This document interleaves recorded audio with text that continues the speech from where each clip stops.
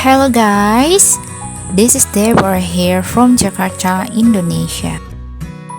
Welcome back to my channel. Well, today we will be learning about English normal versus English expert.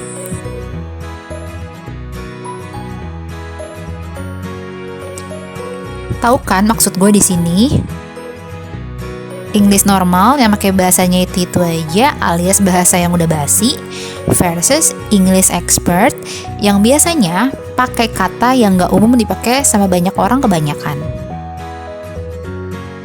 Sebagai contoh, pria yang pakai baju hitam bilang, "Please mate, bangas some dust for the dog and bone."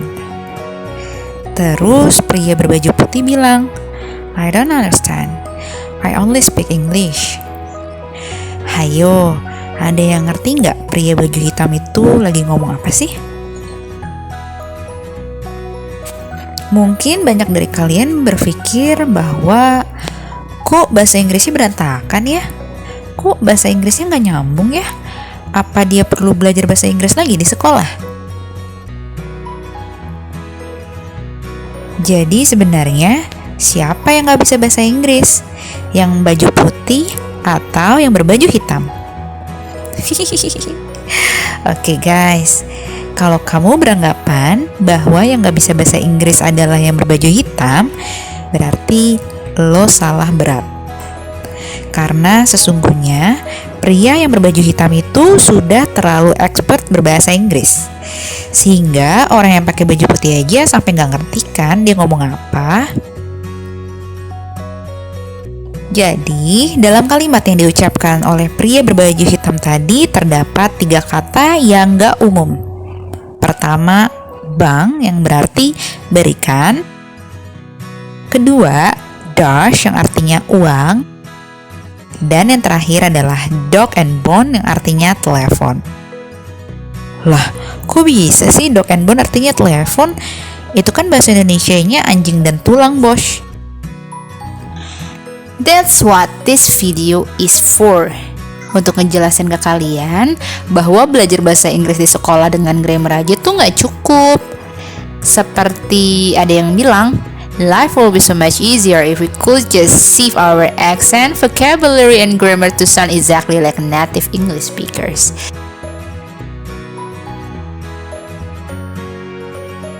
Oke guys, jadi buat lo semua yang pengen menaikkan level bahasa Inggris lo yang biasa-biasa aja ke level yang siap berhadapan sama orang bule beneran, mendingan lo tonton video ini sampai habis. Oke guys, here we are, let's get started.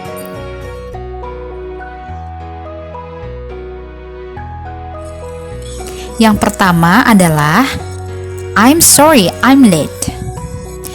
Di saat semua orang bilang I'm sorry I'm late pas lagi datang telat ke suatu tempat atau acara, mereka akan bilangnya dengan cara yang berbeda.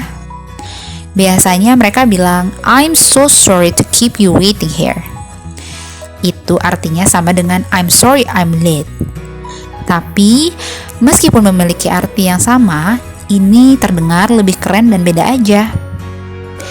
Jadi next kalau lo telat, jangan bilangnya I'm sorry I'm late mulu ya.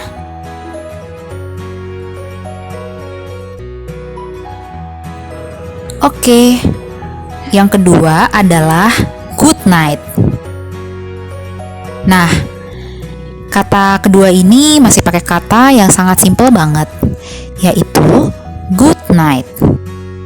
Memang sih gak ada yang salah dengan kata ini, tapi kata ini tuh udah pasaran banget sis. Emang gak bosen dengernya? Oke, biar beda, gue kasih tahu ya gimana cara natif ngomong good night. Mereka biasanya bilang sleep tight. Nah, mungkin hari ini kalian bisa menggantinya menjadi sleep tight, yang artinya tidur nyenyak. Jadi, sekarang kalau ngomong sama gebetan, ngomongnya sleep tight ya. Yang ketiga adalah go to a fish. Nah, untuk kata yang ketiga ini gue masih pakai kata yang biasa lo pakai untuk kegiatan sehari-hari, yaitu go to office. Ini juga pasaran banget guys. Kalau lo nggak nih, di film-film barat mereka tuh jarang banget pakai kata go to office.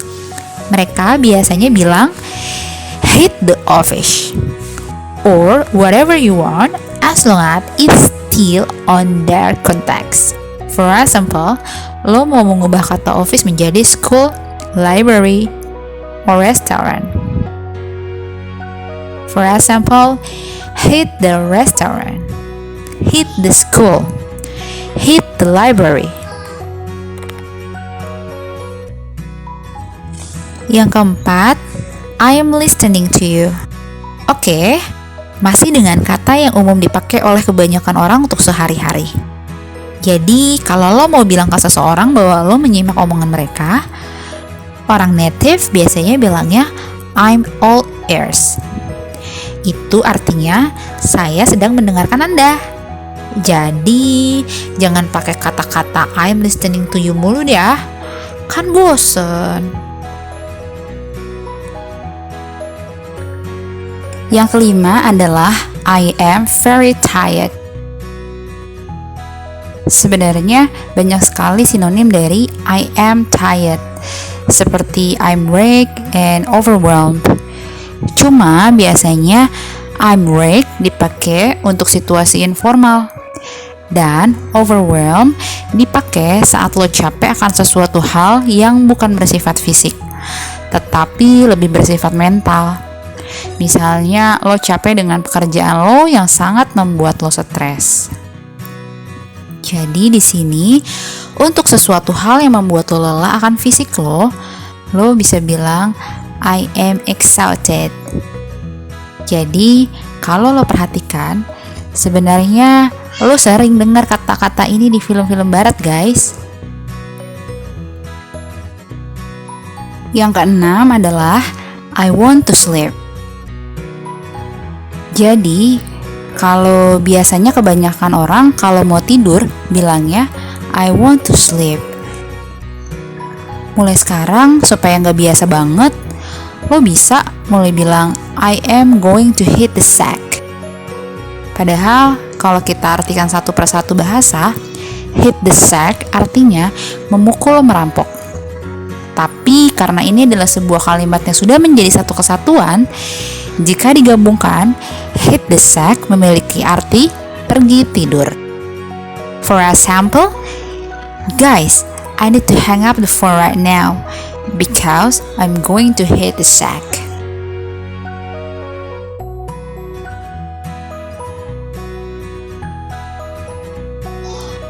Yang ketujuh adalah I'll pay the bill. Nah, ini khusus lo yang suka traktir teman-teman. Misalnya nih, lo pengen traktir teman-teman lo makan pizza pas lo ulang tahun.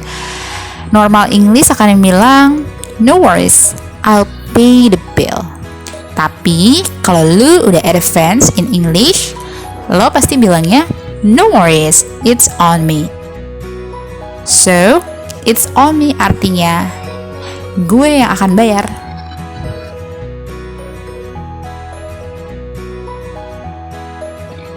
Yang kedelapan adalah what are you doing? Aduh, bosen gak sih lo nanyanya what are you doing terus? Kalau gue sih bosen banget, Cin. Oke, gue kasih tahu lo ya. Mulai sekarang, biar bahasa lo gak gitu-gitu doang, lo harus menggantinya ke dalam banyak versi yang memiliki arti yang sama tapi dengan cara yang berbeda. Sebagai contoh, lo bisa bilang, what are you up to?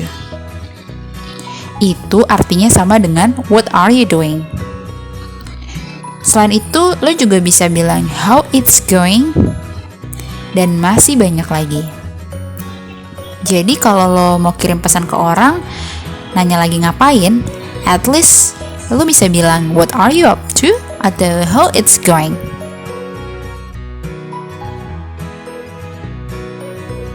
Alright, yang ke-9 adalah let's meet today. Nih ya, khusus buat lo yang suka hangout bareng teman-teman. Mungkin sebaiknya ke depannya jangan bilang let's meet today. Mungkin mulai sekarang lo bisa menggantinya dengan kata let's catch up today. Nah, tapi lo jangan ngomong begini ya sama orang yang status sosial lebih tinggi ya, karena ini agak kurang sopan sih.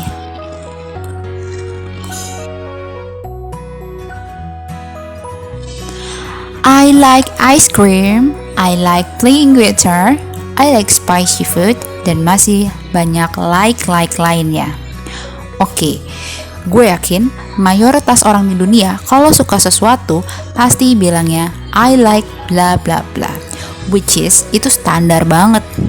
Oke, biar bahasa Inggris lo kayak orang-orang advance, sekarang lo bisa bilang I am keen on ice cream, I am keen on spicy food, I am keen on playing guitar. Jadi, setelah lo menggunakan kata keen, lo harus meletakkan on sebelum kata benda.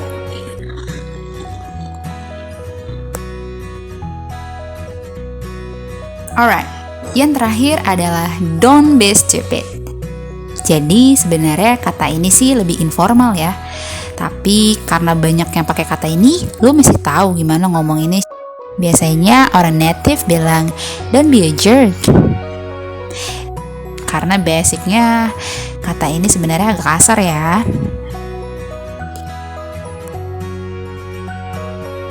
Baiklah, itu tadi 11 kata yang akan membuat lo terlihat seperti English native.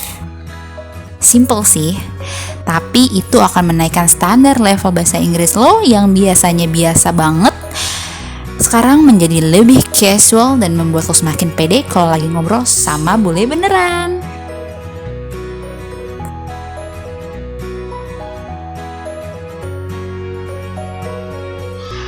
So, jika ada yang mau ditanyakan seputar English Normal versus English Expert, lo bisa berikan komentar di bawah ini dan gue pasti akan menjawabnya.